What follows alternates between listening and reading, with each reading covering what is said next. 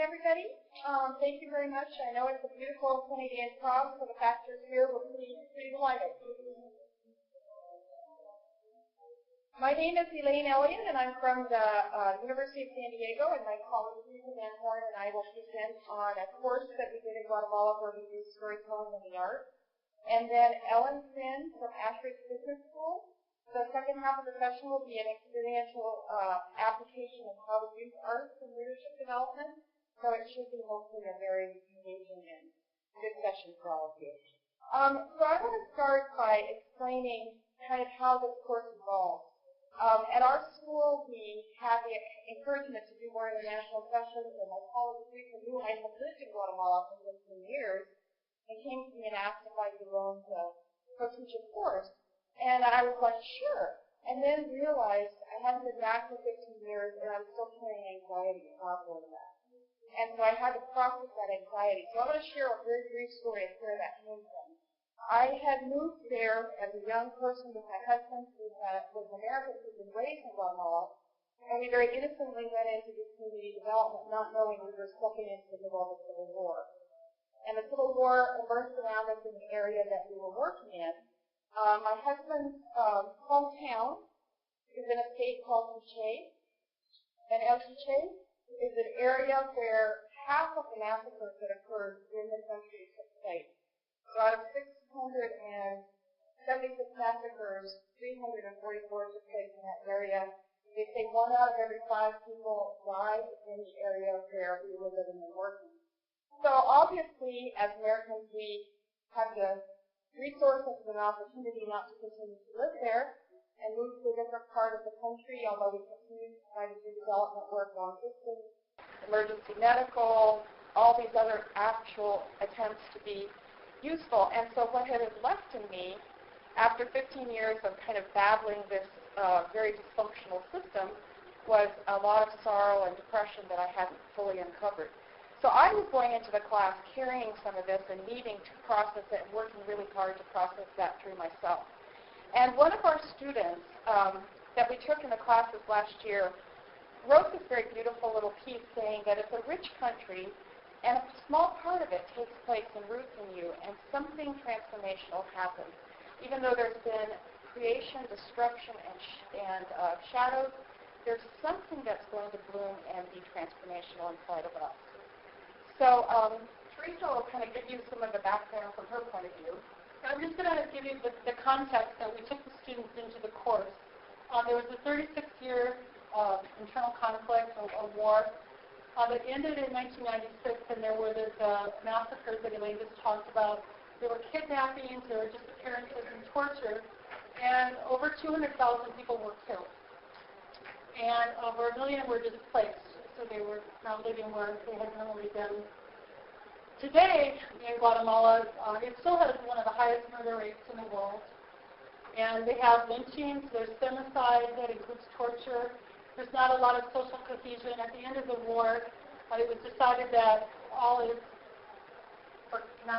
forgiven, not necessarily forgotten. So people that have been living next door to each other, they've had family members murdered by their neighbor, raped by their neighbor, family members, and now they have to live together in the same community, and all is forgiven. So there's a lot of problems that evolve because of that. Gangs are prevalent there, and they have ties now to the United States. Organized crime and drug trafficking is a huge problem in the area. So we needed to set up some more context for the students. In Guatemala, the #1 cause of death for children is lung infection. The demographics, 50% of the population are under the age of 18. And within communities, there's a lot of missing links. They could be missing because they were killed because of the conflict. They could be living in the cities because there's a better life, hopefully, for them. And a lot of them live in the United States, and they send out remittances to their family. So a lot of those families are being cared for by women. The head of the household is the woman in the household. The courses that we did using human services as an undergraduate class, and we did community and consensus and as an undergraduate class, and we cross-completed that with the sociology department. the first time we went. The second time we went, we did a graduate class called Nonprofits and Civil Society. And the ideas that we had for the course were, there's going to be circumstances of suffering that we can't explain. Leadership is going to require some deep inner work. And we used art and storytelling to kind of connect us with that kind of knowing. And we wanted to cultivate a moral imagination that creates the possibility of change. So pre-course, it was kind of interesting to me. We used Rigoberto Menchu's movie called When the Mountains Tremble as a pre-course assignment. We showed the movie Precarious Peace. We had numerous readings on the demographics and the economics of the culture. We brought in speakers that dealt with nonprofits that deal with land issues, the economics of the society. We brought in Mercy Corps. We brought in some nonprofits that work with microcredit in the Bach, which is an area that Elaine had once lived. And we, again, with the storytelling, we brought in, actually at the course, this is Father Stan. He was a priest from Oklahoma that was murdered in Santiago, Atitlan. And this next picture is Bishop Girardi, and he was the bishop that was murdered in Guatemala. So he had started the Truth Commission, and unfortunately, that picture got jutted, and I apologize. But these were things that we went and saw when we were actually there in Guatemala, and used them before the course and during the course. Elaine's going to talk about some of the conceptual framework that we used with the class. So one of our underlying leadership theories came from Sharma. This seemed like if we were going to have to go into a deep place, that's a very obvious theory that talks about having an open mind, open heart, open will to get us into that place of deep values. But we recognize storytelling in the arts as a means for cultivating this openness. And one of the leaders in the peace-building world, John Paul Lederach, talks about how the artist is a very important part of transforming conflict, and that artists help us see things in a slightly new, different way that will cultivate our moral imagination so that we can take new steps towards social justice. So those were two key underlying pieces of our thought. So we assigned the book A Mayan Life by Gaspar Pedro Gonzalez. He's the first Mayan to have written a novel, and he happened to bring it to me and asked for help in translating it. So I translated it with him, and he has then gone on to become a well-known poet that goes around in the United States presenting his poetry, and he works for the Minister of Culture. So taking advantage of the relationship, we had the students read this, and then he came and shared kind of where that novel emerged for him, and read also his poetry to us. We also used a lot of thinking in our reflective work from Viktor Frankl, figuring someone who came out of the Holocaust with a positive philosophy of life was a good model for us. And he also talks about creativity, that's one of the ways we discover meaning. But in the encounter with people, in relationship is another way we discover meaning, and the attitude that we take toward unavoidable suffering. So we felt like these were good frameworks for working with our students. But the person who embodied this for us is a person I would call a transformational leader. Ignacio Ochoa is somebody who was a young Jesuit, and when he was 30 years old, he was actually, as a young Jesuit, at the University of Salvador when the 6 Jesuit leaders were killed, and their housekeeper and her daughter. And he left the Jesuits as a result of that, but continued to work in things like the Human Rights Commission, Jesuit Refugee Services, and so on. So we invited him as a co-instructor. And the students universally felt like this man embodied someone who had seen unavoidable suffering and managed to transform it, and is a cheerful, fun, will take you out to play music with his friends, and so on. And he also is transformative enough that he can bring together a former guerrilla commander, like here we have Cesar Montes, who is a famed guerrilla commander in Guatemala, but he can bring him into dialogue with a former Army officer and do community work and community organizing work. So he was just a marvelous example and was with us through the whole course. He runs something called the Naval Foundation, and among their many projects, they use arts with kids, with youth. But one of the things they do is they make these kites that are flown on Day of the Dead, and so he's an example of just in his daily work with youth using theater and other forms of the arts. So what we incorporated a lot with what we found, I guess, this wasn't even something that was intentional for us, but when we found in the student reflections and in the student papers, they really brought to light some of the things that we inadvertently and were intentionally trying to get at. This is the mural up here. There's a city town called Kamalapa, and they have, it's known for its arts, but they have on two blocks of the street. On one side, the children in the community gave like the history of the Mayans, their life starting with the Mayans, and then going through till today. And so this is just one of the murals that was developed by them that was on the wall. And so like in the very first picture we showed, there was one that showed some of the tragedy in the country. So you'll see a lot of the murals dispersed throughout this presentation. But Otto Casino was one of our students, and this is just something that we took out of his paper with his permission. Perhaps the areas that impacted me most were the values and attitudes of the people that we met juxtaposed on our own. It was hard for me to wrap around my mind around how at peace they were. And one of the things that came up with him, that came up this morning, it was, what are you willing to live or die for? It was something that he was really struggling with after the class.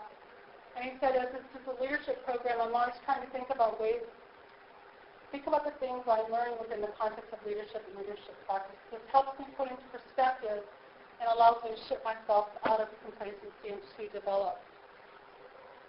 We took the first group of students to San Martin, Tepetros, and when we got there, the students had put on, the first thing they did for us was the students there did a Mayan ceremony for us, a traditional Mayan ceremony. And again, I found it was very interesting that they had a mural of it in one of their cities. So the students, this is how they greeted us, and we did some ice breaking with the kids, and we also met the PTA and the city council there in San Martin. And then they took us out to Candelaria, which is a community, very small community, and again, it's in an area of the country that was hurt very deeply by the war. And in their educational system in Guatemala, typically a student would go to, young women will go to school till 4th grade, and the boys will go till 6th grade. And then if they want to go to junior high, their family has to arrange for them to go to a larger town and then find the means for them to go there. Well, in this particular village, the head of the PTA, the president of the PTA, he had lived in the United States and he had went back to stay now in his community, and they have a junior high in Candelaria, so that was kind of an unusual thing. We took our students there, and what they were set out to do, they were to make a mural that dealt with hygiene and a mural to deal with nutrition. And so they were working with the children that lived in the area and went to school there. And there's just a picture of them getting ready to put the mural up. They actually designed the mural together. And this was the mural that dealt with nutrition. And then that shows the kids actually putting up the mural on the wall. So they created the mural together, and they actually did the painting for the mural. We also, Elaine and I, dug our first toilet. We had outhouses for the community. There were 5 behind the school that were there for the community and the school, and they had raised funds to put in 2 modern toilets into the school. And so we did that. They had also, with part of the money from our class, we had brought in funds for them to build the water area here, and then our students painted it. And then that was the principal of the school, and he got into the mural thing with us too. He actually created the mural on the wall there that you see. We went out into the community, and again, we've got a mural from Kamalapa, and that's one actually taken a picture I took at the call, just Arlene and Matania. We went out into the community with the students, and they actually visited homes in Candelaria. And this was the home of Yolanda, it's here. And Yolanda's father, there was again a family that was affected by the war. After the war, Yolanda's father, though, had some type of an accident, and he couldn't support the family anymore. And so Yolanda and her sister did weaving. And so they showed our students how the looms work. And then the weavings were picked up and taken to the market once a week. And there's a picture of the market up there. There's markets in front of the church, and then there's the one up there is in Chichi. And at lunch, our students learned that you take a long lunch in Guatemala and you play soccer with the students. So that was just something that they did. When they were out visiting the homes, they visited, I think, 4 homes. They visited a finca. They visited a home where there was a woman who was raising 11 children by herself. Her husband was deceased. Another home was an elderly woman whose husband had just passed away, and she was managing their homestead. They went to a home where it was built by remittances from her husband in the United States, and we'll talk a little bit more about her soon. But again, these were the children at the school, at the elementary school there in Candelaria. While we were in Guatemala City, thanks to our friend Ignacio, we were invited to the governor's quarters, and our students got to listen to marimba music that was played by the children there. And it was election night, and there were fireworks, and that was in Antigua.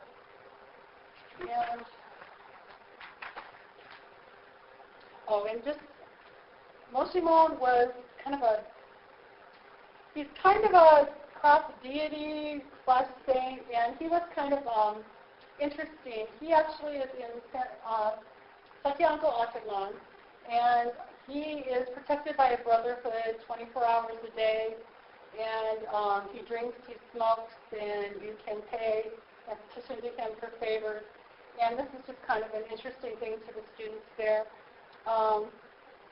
They say that he doesn't have legs anymore because he's over 400 years old, and he's been protected by the brotherhood for that long. The story goes that he doesn't have a lower body because he impregnated all the women in the village when the men were away. So when they came back, they took care of him. But the students, that was just an example of something interesting that the students found in their culture that is very active today in Santiago Atitlan. And so when we went back for the classes, they went to visit Moshimon. So Elaine's going to talk about the outcomes for the class. Okay. So one of the things that gave us a sense that we had actually kind of hit it okay is that we didn't depress our students hopelessly, at least not all of them. We did depress a couple of them. But most of them said that they were stretched to a new level, stretched their worldview, intellectually stimulated, restructuring their thinking. And these, you have to remember, are graduate students who are already working in the nonprofit sector and are fairly sophisticated people, yes.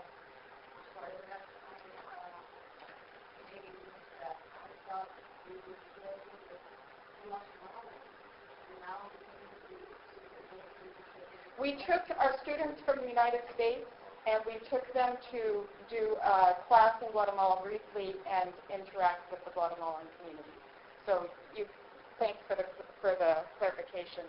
So this is the American students and how they reacted in their evaluation, saying that their global view had been expanded. And one of the things, like, I was concerned is like, okay, I don't want them to go into this deep depression about all this tragedy. And so really hoping that we could find strands of hope. And one of the students in her paper quoted from a Mayan poet that says, "The last beams of daylight bends to the darkness of the night. It does not break. It seems like hope." And it seemed like that the students grasped this concept of hope because it recurs in their papers, hope, hope, hope, hope, hope, which I don't know that we pressed on them. I think that they were struggling with it and finding it.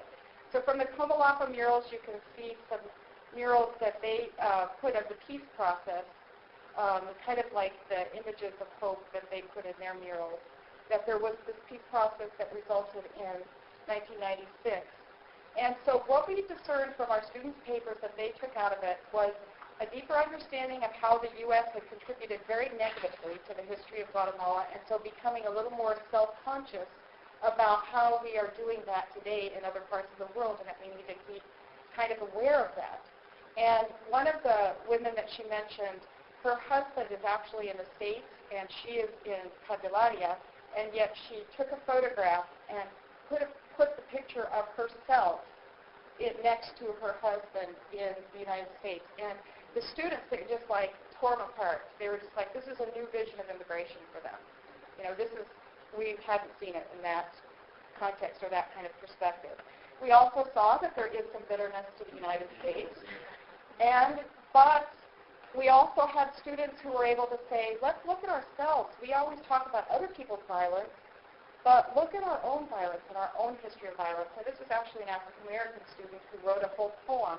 And you'll notice American soil has KKK in it. So she's drawing attention to that history of violence around our own racial problems that we tend to just kind of like pretend it's all other people. Other people have these problems. We don't. And yet, despite that kind of complexity as they're thinking about America, we had a student who said, there's no personal negativity toward Americans that we encountered. Instead, we encountered that people just wanted to have a chance to share their story. They're not bitter toward us. They just want us to hear and know what has happened and what the realities of the country are, and not invite us to come in and fix anything, but just to come alongside and to be part of it and witness the transformation and join in hope. There's the hope word again. Another thing that we saw was a great appreciation for the self-reliance of people who are materially poor but culturally rich. We had students who work in the nonprofit sector of the States who were saying, this sweat equity thing that they're doing, and they're very resourceful. They don't expect a lot from the government. They figure it out. Whereas our social service sector sometimes kind of puts people in dependency, and so they were again seeing some self-criticalism. And poverty, even though the incidence of malnutrition is very high, even though there's all these problems, they really had a different view of poverty when they saw the cultural richness. And I think this quote, talking about what she saw in the marketplace and how that just had a moment of making her realize poverty is not material, it can be wealthy, a wealthy culture, and that this is not a poor country. And this was partly what she was reacting to, this visually rich market where we spent a Sunday, where they saw processions and so on. But they all had an encounter with suffering, oppression, and racism, and they also saw that the possibility of transformation of that suffering, oppression, and racism comes from remembering and being honest about what's happening, but holding up truth and justice. And the student noticed that, and to realize we need to transform things so justice is not blind. CC is a modern institution that's being created to try to deal with some of the impunity issues that the country still has. And these were just again from the murals we were talking about, the encountering of suffering. They had a major earthquake, if you remember, in the late 70s, and it did a lot of destruction and damage. And again, this was the murals from the children. And then just, again, this was just having to do with the war, and we were unable to translate the poem for this, so I apologize for that. And the fourth theme that we had was they were still struggling. There still is a struggle to find hope. I mean, there's a beam of light, the struggle, but the struggle is still there. And this is the memorial for the victims of the massacre that's now in the square in Guatemala City by the National Palace, where the names are now named of the victims of the massacre. So it's actually there. So it doesn't mean that they're forgotten. So there's still that there for them. And again, this is Kelly. A lot of these quotes are from some of our students. With their permission, we use them for this presentation on the paper that we've written. But this is what Kelly had to say. It has opened my eyes, my world, and my heart in so many ways. And I know that this deeply personal experience has been shared by my classmates. Because of the care and preparation that was taken by each of you before, during, and after our journey, you were able to construct a rich environment for us to learn and assisted in the creation of a safe, collective space that I believe will be all close to that. I would like to extend my appreciation and gratitude to the many inspirational and thought-provoking individuals who you organized for us to meet. There is great comfort in knowing that our collective ideals and vision for an optimistic future are shared by so many across the globe. So, and this was just a little girl out of the rural area that we actually met, and so we thought she was very indicated hope for us. So one of the things that we were left with as questions, and this will lead well into Ellen's presentation, is, Okay, we did fairly well on having most of the students leave this class. At the last reflection, they were expressing a lot of anger. I mean, there was some depression and tears, but they all, even a year later, say this was one of the most valuable things I ever did. So they really mostly assimilated it. But we had one student who had that week and a half or 2 week gap to write his paper, and he's like, I'm just so overwhelmed with what this has brought up for me, I can't write the paper. And we're sort of like, well, we're really sorry we can't give you a grade then. So he actually failed the class. And so we need to really think about how can we help people who are that overwhelmed.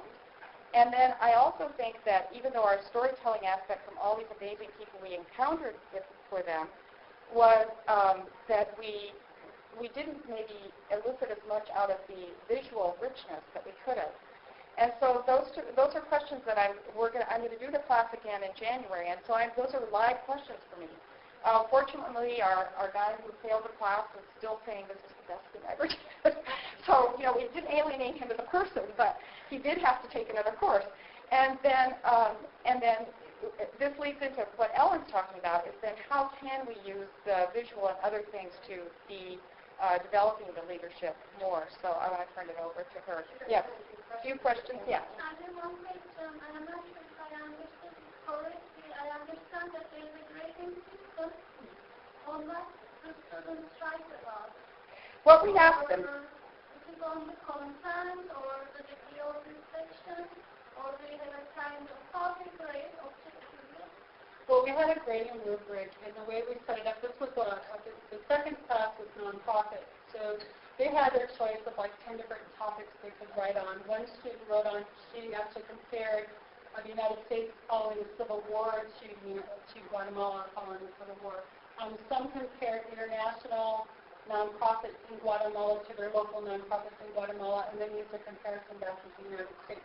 So we had a grading rubric for what they needed to cite and reference for an A, what they needed to do for a B, a C, and a D, and an F. So it was very specific. You can only have so many grammatical errors, and then you needed to use so many references, and you needed to address 1 or 2 questions, that kind of thing. So we had it broken down very specifically. So when we had to be objective about the grade, it was easy to do so. Hi, I thought it was quite valuable and quite impressive. And you have very good speech already. I'm teaching my students to have good speech readiness, but we are not teaching to personal outreach, English and literature, but also for inner children. And I think that was quite well to have discussion with Well, that might help us, to learn more about how to connect this outer journey and connect it with the inner one. To ask questions in that inner journey. Right. And And even though I thought, I'm the director of community service, the reflection is like our bread and butter, so I thought I'd incorporated enough reflection each day to have some reflection time, but every single student on their course evaluation said we needed more time for reflection. Right. And another thing that was interesting, after our first class, we did reflection every day. The first class, every single day we did it at dinner, and it was something continual. I think we did much more on the first trip than we did the second trip. When we came back, their final class, we did a 2-hour reflection, and then we met again like 3 months later with all of the other groups on campus that had taken somebody abroad. That's the moment when I realized that we weren't doing enough maybe to attend to the students that were going to be struggling. And it wasn't somebody from our class, it was somebody from another class. 3 months after she'd been back in the States, she's sitting in this reflection, and she's crying, and she's still struggling how to make sense with what she saw and what she's doing with her life kind of thing. That's when I realized at the second trip that we really, really needed to make sure that we attended to the needs of the students when we got home, more so than maybe we did the first time, because we just realized we just couldn't throw them into this situation and then just leave them when we got home. But when we offered the reflection for the older students when we got home, only a couple of the students took us up on it. Nevertheless, they've all stayed in touch with us. Yeah. And they all just encourage their classmates who are signing up for next year to go, saying it was valuable. about the storytelling, if you look at it like a genre and you work with your students on how to engage age that were a lot of children storytelling? It wasn't the children who were the storytelling. It was the speakers, and we maybe weren't entirely clear that we had maybe about 10 different speakers that we heard from, 10 different people. While we were there. And so it was. We asked each of those speakers to do their presentation as much as possible as in telling a story. So, for example, two of our speakers that came were the nephew and great-nephew of Bishop Girardi. And what was powerful for the students was after they told their story, one of the students asked, and they had never been asked to tell it to anyone before. We were the first group that they had been asked to tell the story to. Another case was the Myrna Mack Foundation. You know, that comes out of a very personal story, and so I think that's the sense. But maybe we need to and could, you know, give them like you're saying, some sort of like sense of the genre. Well, there was an informal storytelling with the children. When we were doing experiential, when we were actually staying in the community at the school, we were interacting with the children. And they actually took us on the tour of all the homes in their community. So we were with them all day. So there was that informal storytelling that went on there. One thing I didn't mention, when we were working at the school, we had reflection every day at the end of the day with the elders, I guess, in the community, their city council, PTA, and a lot of storytelling went on in there. And the children were present with us while we were there. There were some really profound discussions that went on along the lines because the students were allowed to ask questions about the war and hear very honest answers from the people that were there. And it was really a profound discussion that occurred at the school when we were there during the experiential learning in the first class. But I feel like I'm in a learning process, like I am trying to learn, so I actually welcome kind of these thoughts that are coming and even talk with later. But I want to turn it over to Ellen, actually, I think. And then if we have time at the end, we'll be glad to stick around and answer any other questions. Should we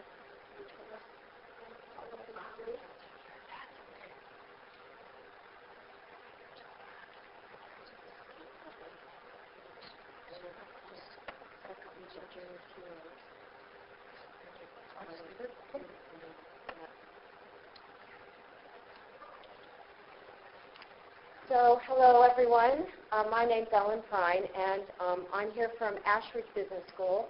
I want to apologize for my colleague Dave Bond. His father is actually seriously ill, so he couldn't be here today, and he apologizes for not being here. What I'm going to do is just do a very brief introduction and then throw you into some experiential exercises, because I feel that the best way to sort of get a sense of this is to actually do the work itself. And then afterwards we can talk about, you know, how would you use it, what does it mean, why would it be important to use this kind of stuff. So just to give you a very brief introduction, let me see how I do this. Okay. So Teresa and Ling were talking about the context in Guatemala. I think it's important to recognize that this kind of anxiety is occurring all over the world now. We've got global challenges that people everywhere are struggling with, greater complexity, uncertainty, messiness, if you will.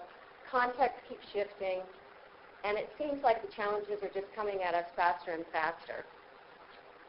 And we've done some research at Ashridge with a lot of senior leaders, and what we found is that actually they are really grappling with this uncertainty themselves, and they're seeing a lot of responses in their organizations that are very troubling to them.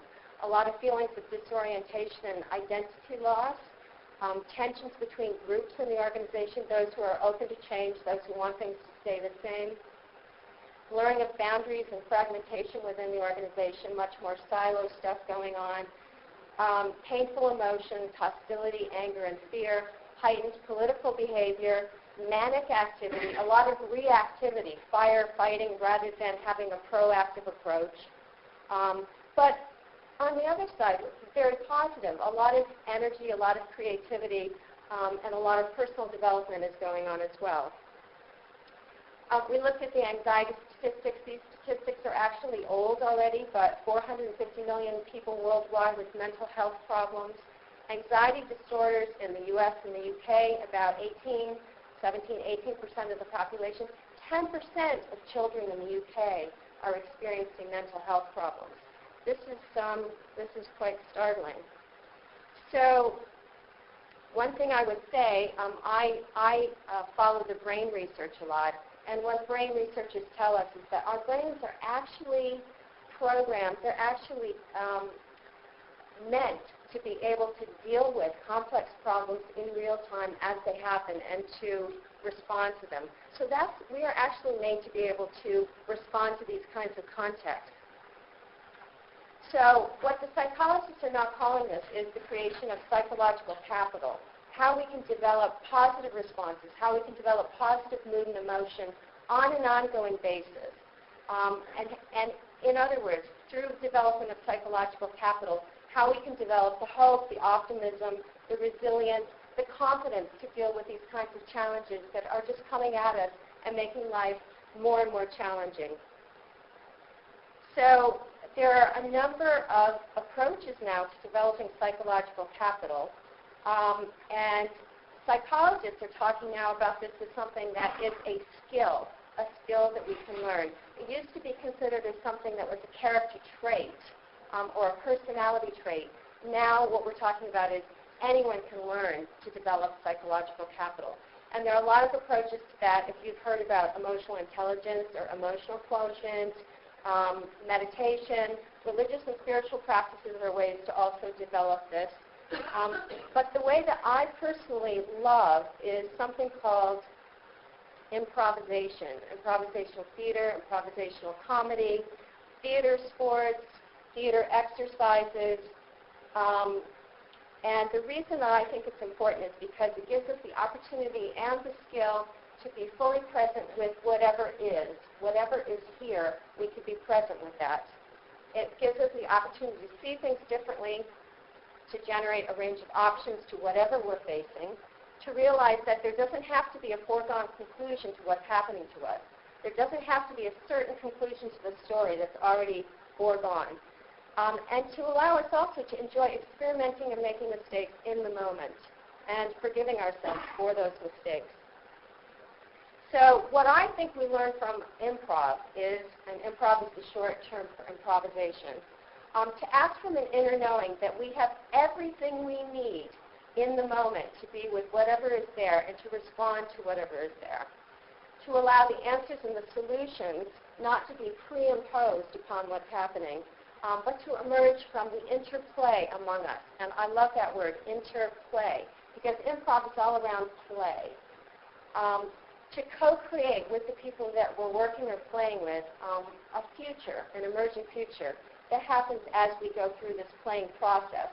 And to operate from faith, hope, and love rather than fear, anxiety, and the need to clamp down with control over what's happening. These are I love these pictures. These are the two people in the UK and the US who developed improv. On the left is Viola Spolin. She developed it in Chicago about the same time as Keith Johnstone was developing it in the UK as he worked with actors. He found that they were very superficial on the stage, and so he wanted to help them to become more in the moment and more natural. And there's some quotes here. I've put cards of mine at the back of the room. I am happy to send this presentation to anyone. It has a lot of the background behind this. But what I would like to do now is to actually take you into an experience of this for the rest of the time that I'm working with you. So what I would ask you to do is to all get up, put all the chairs to the side of the room.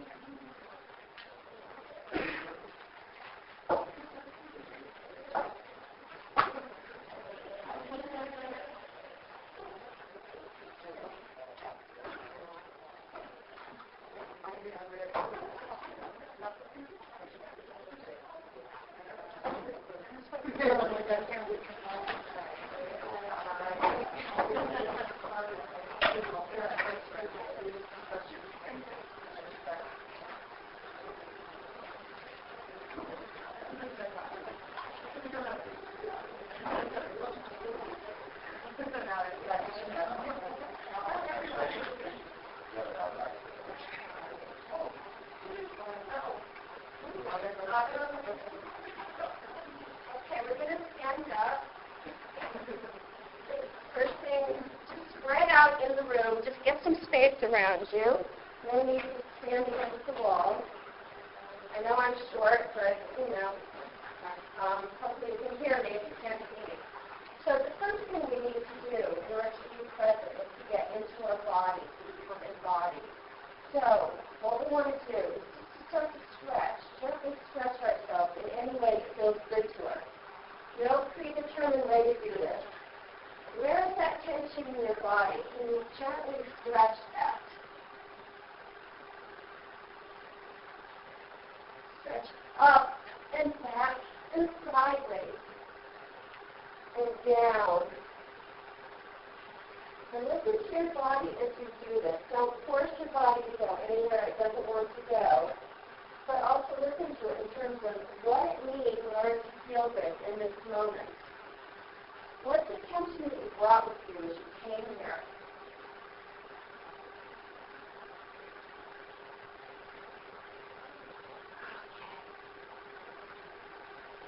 All right, and one thing we don't often think about is our face actually is very tense. So I want you to follow me and do this yourself. Can you see me in the back? Scrunch up your face. No.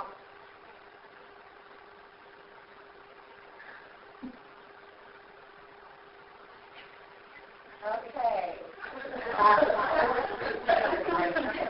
And there are secret cameras in there. Yes. Okay, so the other thing we need to do in order to get into our body to breathe deeply. So I want you to take in a deep breath, breathe in through your nose and out through your mouth. So in.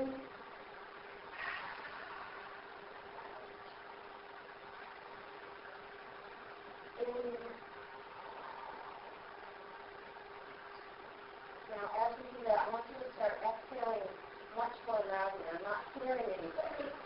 So I want you to start vocally letting it out. So,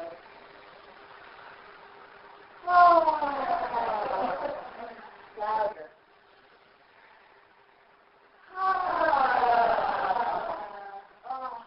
Again, really loudly.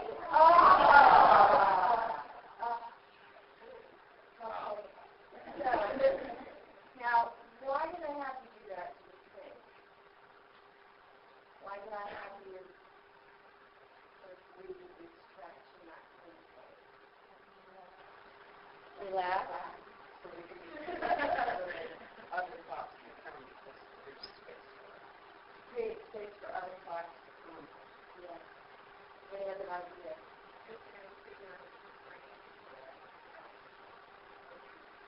Yeah. That's another great reason. Yeah.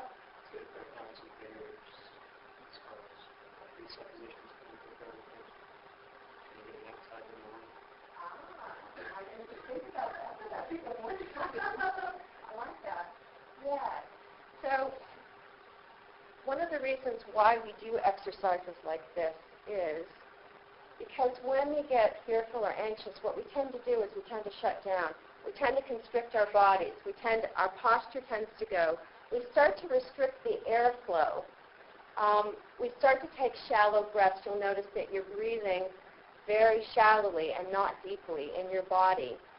So what we're basically doing is we're keeping life at a distance. We're actually trying to keep control by staying in this hunkered down physical mode. But what we're doing is we're shutting things out. And if you open up your posture, if you actually have an erect posture, if you keep your oxygen flow, then actually you're letting the energy in, you're letting it flow, and what happens is you become more present, and you have a greater capacity to respond to the moment. And if you read the happiness research, it actually greatly improves your mood if you stay in this kind of posture, in this kind of breathing space. So now we're going to do an exercise called voice mirroring. And I learned this from a wonderful improv teacher from San Francisco named Sue Walden. So if anyone lives in San Francisco, look her up. And what I want you to do, I'll just demonstrate with one of my lovely colleagues here. So Elaine is going to talk to me. And what I'm going to do is I'm going to listen to her as she's talking. And in my head, silently, I am going to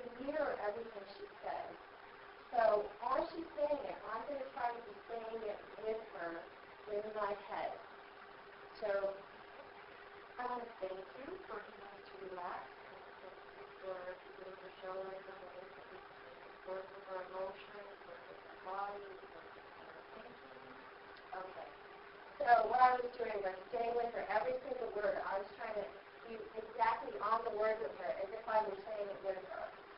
So what I want you to do is find a partner, pair up, and we're going to do this voice mirroring. Does everybody understand what it is?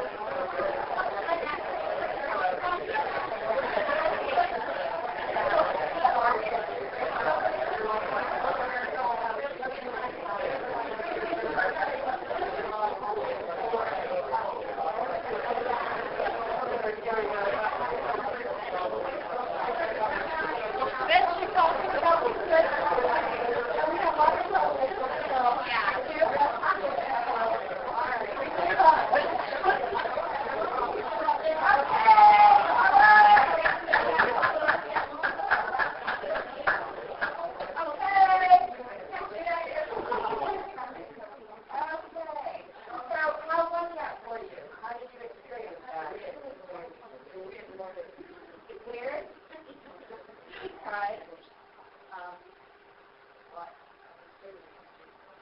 With the LA stuff, I don't think that people have a lot of trouble talking about things. Behind difficulty.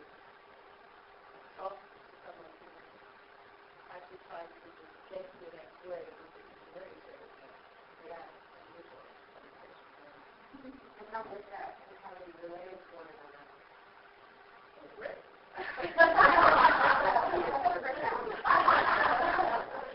Okay. I don't think that it's something that we usually do. I think that we have the conversation that we carry inside our minds as our own little world, our own conversations, and then people come, different people, whatever, and then it's like we listen, but then maybe we listen with a fraction of what goes on in our own heads. And that's why many times when people say, we perceive it or we understand it, but we understand it with what goes on in our head.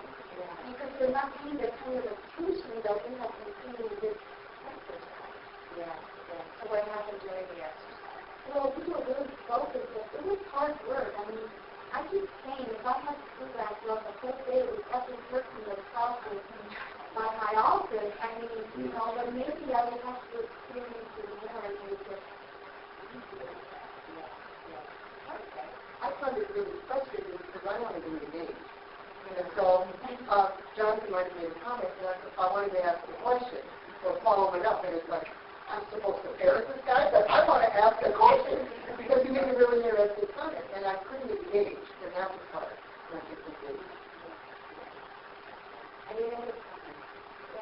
I think that it really focused on something you were mentioning earlier, really briefly about being a moment and emotional intelligence. And one of the things that we talked about, not one of the main points, but one of the side points is being able to truly listen to someone, and that oftentimes means changing what you do. And this exercise helps us focus on what that person is saying and not what we want to say next. I think that's a good point because I've been with field and trained psychologists and psychotherapists, and one thing that we know is that we don't bring that level of attention and presence all the time to often. But there are ways to develop that sort of presence with someone else. And this is actually a technique that you can use to develop skill and actually be fully present with somebody. And we're listening in a very sort of gradual, intense way.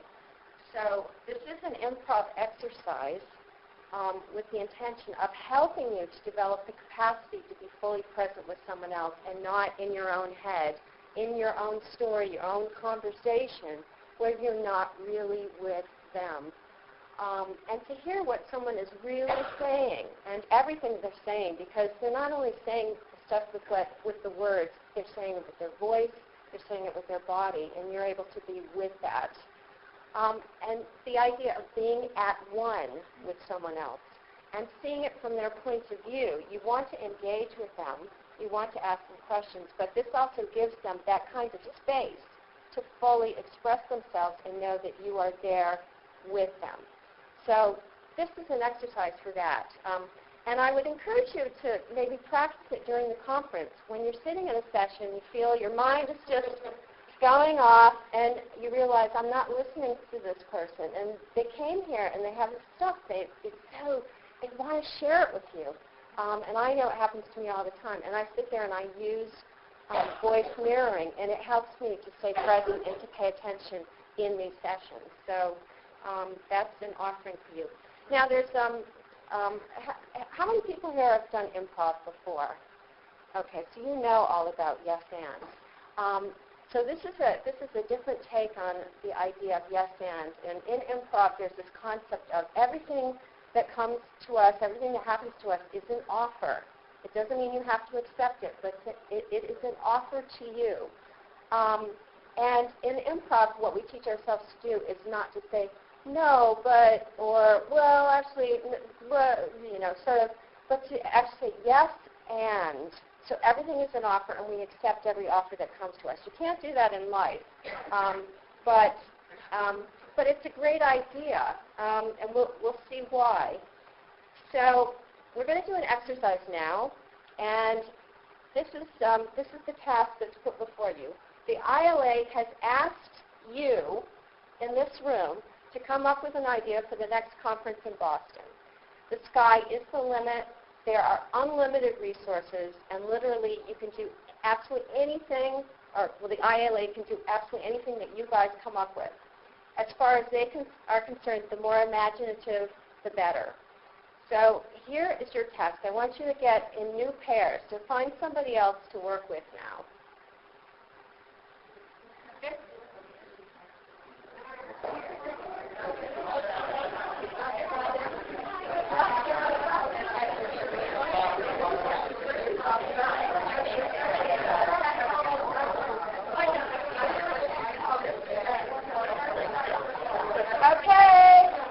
Okay, let me give you your task.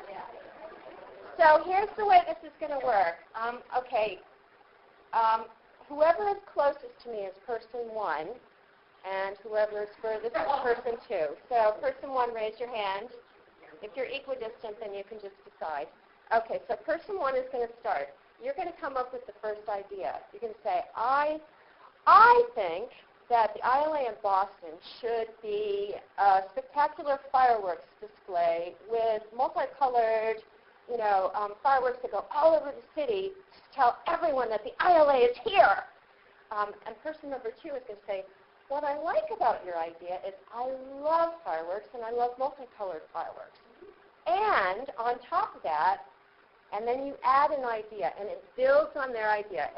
So what you're doing is you're building this wonderful idea about what this is going to be.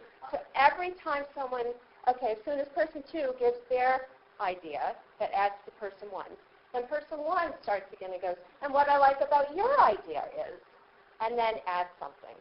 Is that clear to everybody? What's that?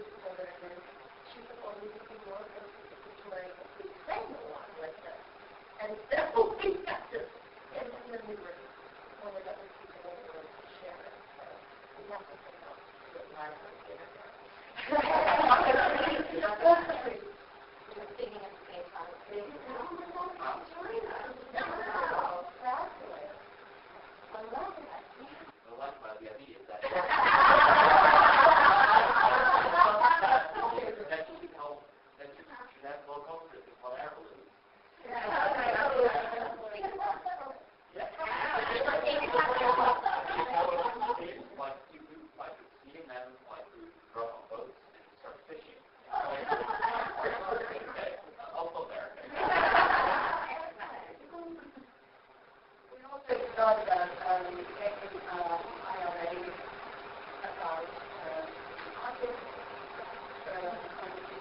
artists and musicians, especially because in Boston, Boston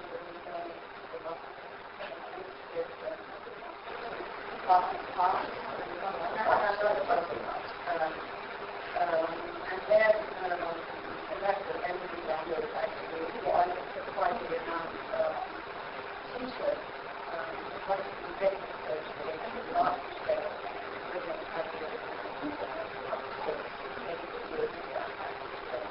and we would use this crowd so that we saw it here, anybody who has something to share about it, peanuts, peanuts, and then we have workshops based on the way people to interact with teaching, listening, listening, and this resources that we see what we can learn about. That's been very good at videos and everything like that. You know, say to somebody who can have a lot of experience with everybody else. That's good. And we learned about this is great, more interactive.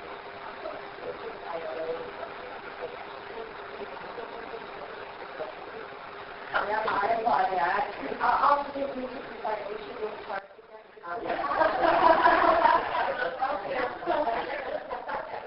Yeah, that's right. I'll be more crazy.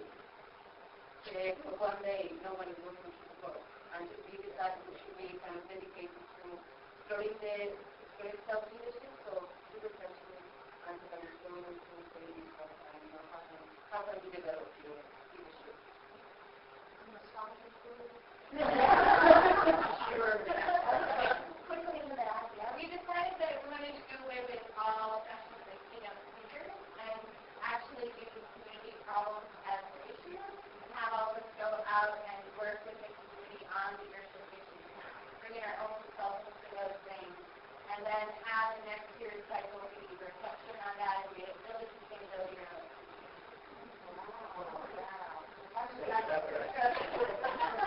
well, they look at these ideas as essentially being paid. But the purpose of this exercise is to do different things, listening to all these ideas. How does the exercise feel for you? And what did you take from it? Very interesting. Because actually the idea is that we came up with a great plan, which is more built on something else. Yeah. Why do you think that was? Very generative to keep on going with the same thought. About their conversations when they're discussing something, building counterpoints, and then you get into different tangents where this kind of started just building and growing and on the foundation. How did you feel about what came out of it? Oh, yeah, good. Great. Way was set up for Conversations and so part of the building was somebody said there's not enough money to do that, or all these restrictions to my way of thinking about it. We took those away, and therefore all kinds of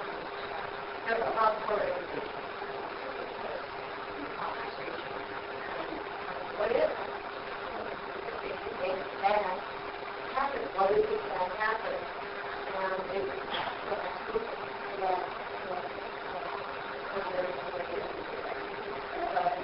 I was thinking, well, maybe this is too easy because we have ideas of natural dimension. What I really want ideas that said, oh, I think we actually think I was talking about moving on to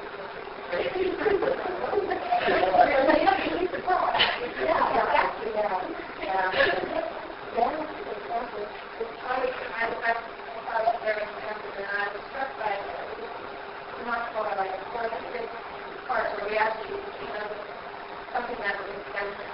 we're like, oh yeah, we can do money, but before that we were really restricted on ideas. So we wasn't so much not having any downward thinking for money. That wasn't really difficult for us anyway. We just started going, well, what would we do what we're doing? And then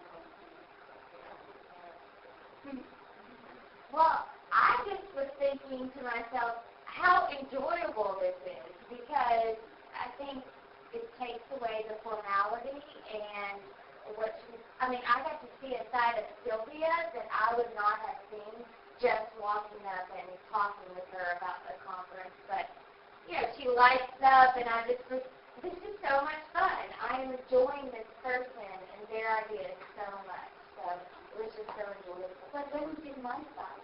Because I'm the type of person that I always, when I listen to something, I'm always, yes, but. You're in a meeting, a leadership meeting, whatever, and usually here we didn't have blocks to what we wanted to do. There was money, there was this, but usually we don't have resources or we don't have a lot of other things, so we operate rather in a restricted way. So you're, this is a great idea. Yes, but. And this time I remember that the first time she came up with something really, really wild for me, I was going to say yes. But I had to say and. Make it more effective. So at first it was kind of difficult, the whole thing.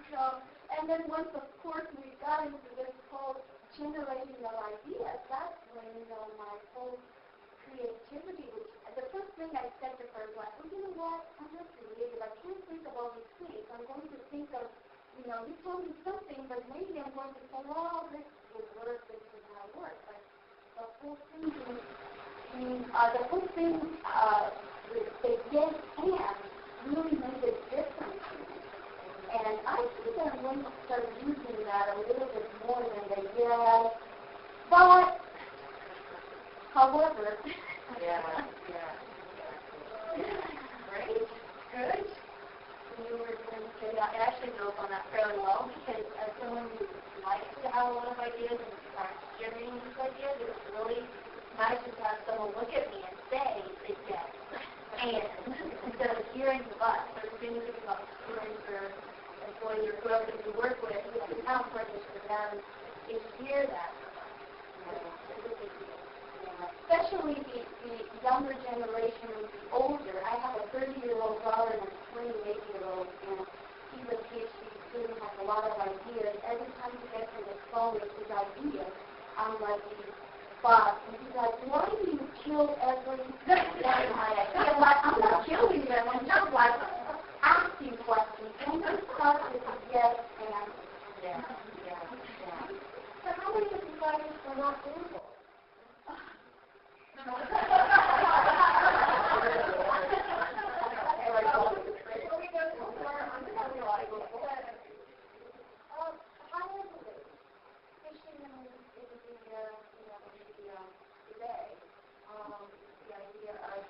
One of the reading after about the Tea Party, and then we actually worked writing declarations of independence in different countries, and then we worked with you a progressive dinner, and you didn't stop us. We didn't know where we were going. We just kept going, and then finally when you said stop, and you said, oh, thank goodness. I'm going to figure out how we're going to get out of here. That's fine. Yeah.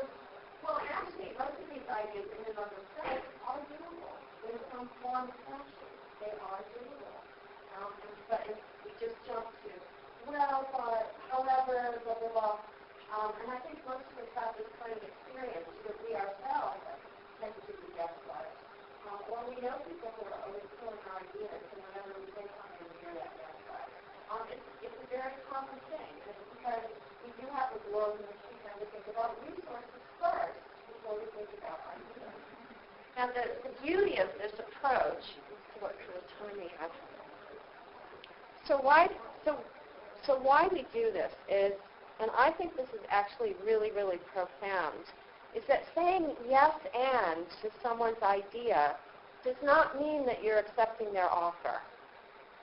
It means that you're accepting their creative input and you're appreciating their offer. So it doesn't mean you're saying, yes, let's do that. But if you go through a process like this where you say, what I really love about your idea is you're appreciating them. And if you remember before, what's his name? The Indian fellow in the program. Prasad, and he said appreciation appreciates.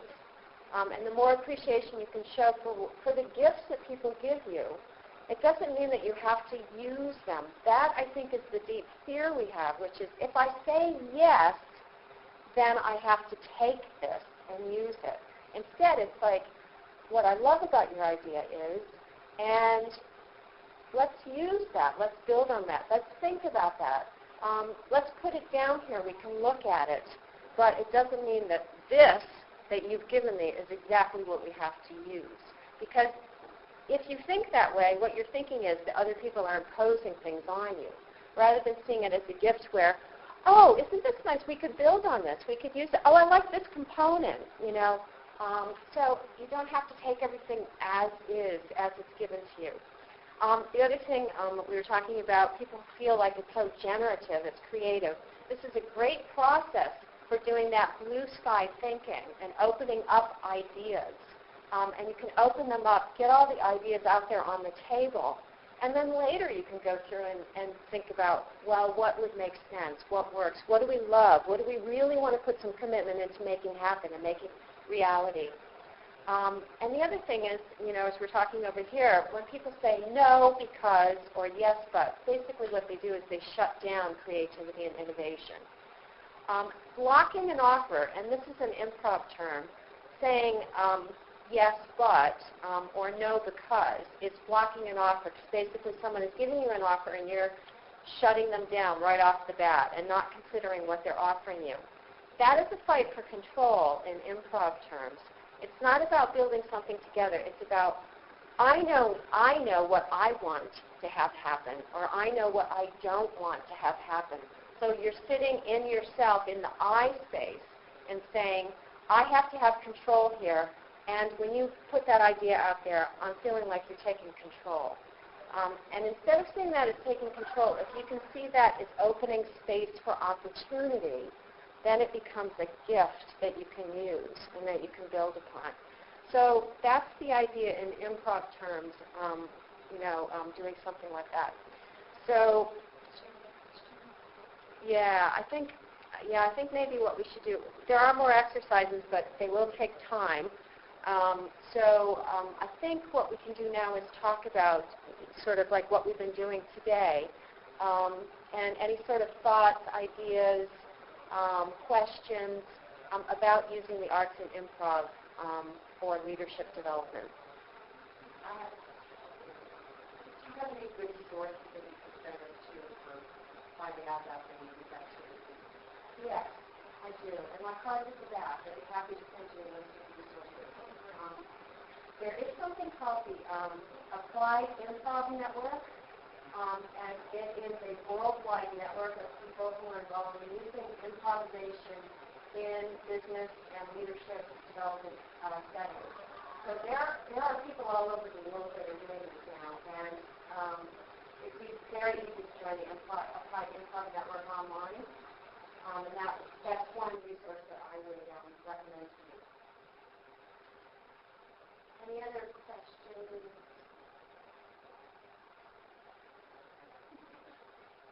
Okay, well, we'll be here for the next 10 minutes, so if you have any questions, you just would like specifically to come up and ask us. We'll be here to help.